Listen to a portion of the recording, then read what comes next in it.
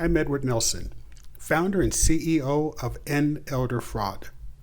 The story you're about to see is based on real events related either by one of our support partners in law enforcement, financial institutions, or through direct engagement with Elder Fraud. All identifying information has been changed to protect the privacy of the victims.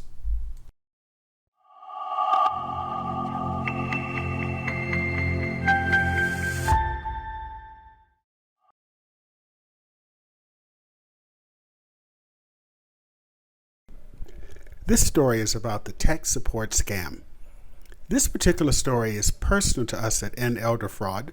As a participant in one of our free senior fraud awareness workshops, fell prey to the scam about a week after the session.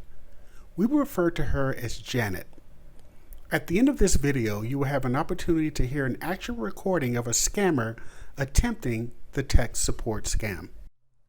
Janet reached out and asked for support as her computer had been locked after working with someone posing to be from Microsoft. It sounded like a tech support scam, and I went to Janet's home to assess the situation. Indeed, Janet had fallen prey to the Microsoft tech support scam, and the scammers had placed a ransomware block on the computer. After providing the local computer support tech with the information required to remove the ransomware, Janet's computer access was restored. Janet then relayed that the scammers demanded that she purchase gift cards and read off the numbers to restore her computer access. While we do not specifically cover the tech support scam in the current senior fraud awareness workshops, we do spend a good amount of time on gift cards. Specifically, we cover the FTC guidance that no legitimate business will ever demand payment via a gift card. If they do, it is a scammer. We also provide visuals on what gift cards are and even demonstrate that many companies have a warning sign placed next to gift card stands to stop and pause, this may be a scam. That's how prevalent gift cards are now in the scammer world. As you can imagine, I was very interested to understand if Janet recalls that portion of the workshop and if there was something we could do better to protect participants from falling prey to the scam.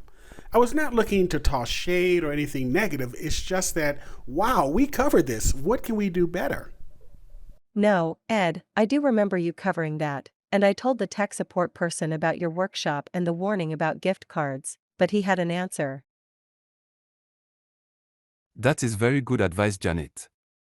It seemed that the class was very helpful, and you should follow that advice.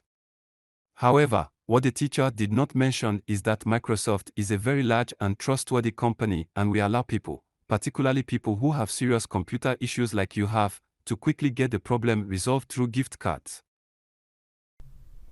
I discussed this case with my partner, Kathy Wilson, the author of the book, The Emotional Impact of Being Scammed and How to Recover. We highly recommend this book to all who would like to know why people fall prey to scams. Kathy also has a YouTube video series, and I've posted the link here. Kathy mentioned that scammers use a persuasion technique usually referred to as use of authority. This is a psychological technique meant to circumvent skeptical precautions to avoid scams. As a result of this, we've augmented our senior fraud awareness sessions to spotlight the risk of use of authority across all scam methods. Before we play the actual tech support scam recording, here are some points to help you avoid falling victim to the Microsoft tech support scam. 1. Windows Microsoft does not make unsolicited calls, so be skeptical of unexpected calls offering tech support. 2. Verify the caller's identity independently by calling the official Microsoft support line or checking their website. 3. Ignore pop-up messages claiming your system has issues or infections. 4. Never grant remote access to unknown individuals. And I'm going to repeat this. Never, ever grant remote access to unknown individuals. And finally, don't share personal or financial information with anyone that you did not initiate a call with or independently can verify who they are. Before we start, one disclaimer. In the following scammer call, you will hear what can be described as aggressive comments toward the scammer. This is intentional. Before I formed End Elder Fraud, my goal with scammers was to ensure they had a bad day. I wanted them to rethink their life choices. As such, part of the call may be disturbing. Hello. Hello, can I help you? Yeah, very good morning, sir. How are you doing today? I'm doing well. How can I help you? Yeah, good to hear that. So, my name is Andrew Matthews, and I'm calling you from your computer technical support team, the Windows team. And this is a routine checkup call, and we just like to know how your computer is working and if you are receiving the updates on it. Yes, I am. It looks like it's working fine. And when was the last time you received a service update on the computer? I think last week. All right. So let me tell you the exact reason of this call so that you can understand better for the reason of this call. So as I told you earlier, I'm calling you from the Windows team, and we're the channel partner of Microsoft. And we're the one who sent you the Windows update on your computer to keep it updated. And we did try to reach you regarding the computer update with a lot of notifications earlier, but there was no response from your end. So we are liable to call you back as we do have technical support with the Windows team. So right now what's happening, your computer is not taking up the automatic update like they're supposed to. Because of that, 60% of your service and software in the computer have stopped running, and the one which is still running, they too will stop if you do not get the update. And when that happens, the very first time you will see your computer will run down very slow, and second you will see your computer's 80%, if it reaches to 80%, your computer software and program won't respond to you properly. And I'm afraid to say that if it reaches to 100%, you won't be able to retrieve any of the data or the information that you have saved on it. So that's why we're calling, so that we can do the updates for you and restore service for you.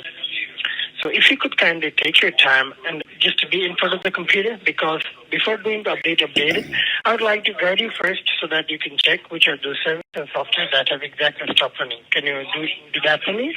Well, I have to ask my wife if I can use the computer. You know what it's like. You have a wife too, right? Yeah, definitely. Yes, I do. Yeah. And if you know what's funny about having a wife, my wife knows I'm a real man, but I guess your wife doesn't realize you're a scammer. Are you really trying to do the old tech support scam? Are you seriously trying to do that old scam on me? You are such your wife must be so sad with you, my friend. No, she's not. She should be. Your wife should be very, very sad with you. You're not a real man. I really feel bad. Oh, do you have a daughter? That would be worse. Oh, my God. I hope you don't have any children. I don't. Okay, good. Oh, my God. I was scared for a second. I don't. You would be such a bad father. Anyway, so you know that the tech support scam is the oldest scam. You are crazy trying to pull that on me. Really? Did you want to do that? I'm not. Yes, you are so funny. You are so funny. The Windows tech support scam. Oh my God. No, man. There is some misunderstanding going on. I do understand. I didn't understand, mainly because of your accent, which is another giveaway. But oh my God, you guys are funny. I thought this was done. I thought this was back in 2010. Oh my God, in 2023, you're trying to do the tech support scam.